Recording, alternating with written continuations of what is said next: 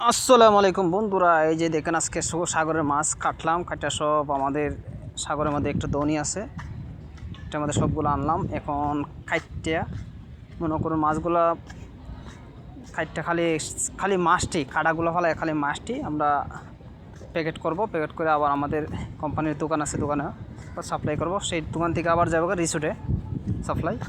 এই যে এখন আমরা সিস্টেম করে আস্তে আস্তে সবজি মাছ ফুলামো।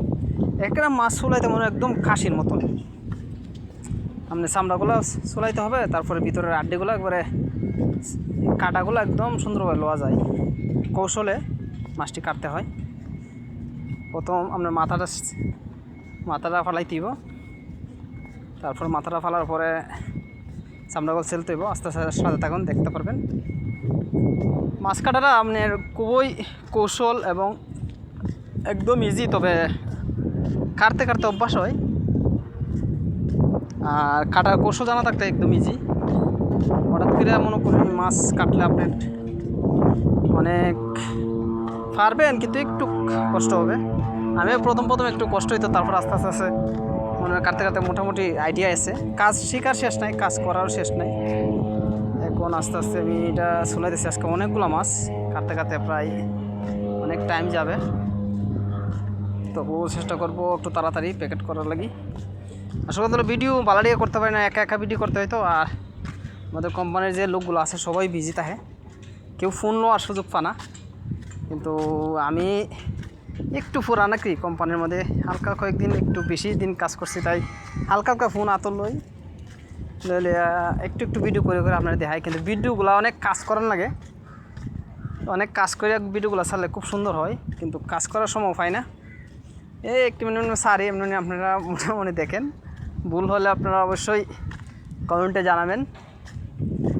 আমি মনে করেন আসলে ভিডিও ক্যামেরার মধ্যে আমি তেমন আসক্ত না। আমি ভাবলাম না, দেশের মানুষকে কিছু কিছু কাজ করে আমাদের প্রবাসীরা সবাই তো দেখা, তাই ভাবছিলাম নিজের কাজটা তো অন্তত দেখাই। কেন কাজ তো মনে করুন বিদেশ যেমন দেশও সেম সব জায়গায় গেলে কাজ করতে হয়।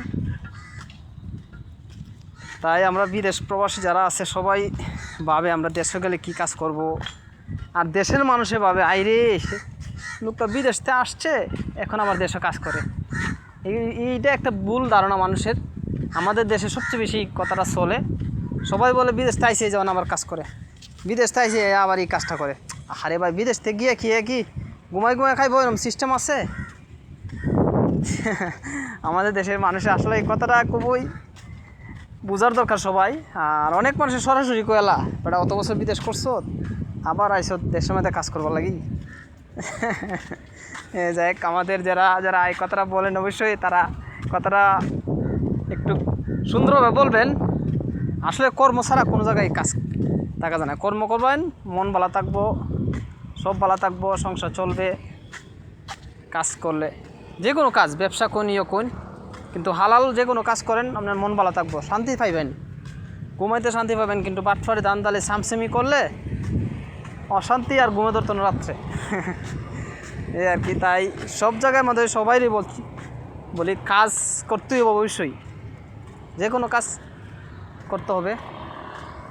দেশে কোন প্রবাসে কোন হালালভাবে লিগ্যাল যে কোনো কাজ অবশ্যই করতে হবে।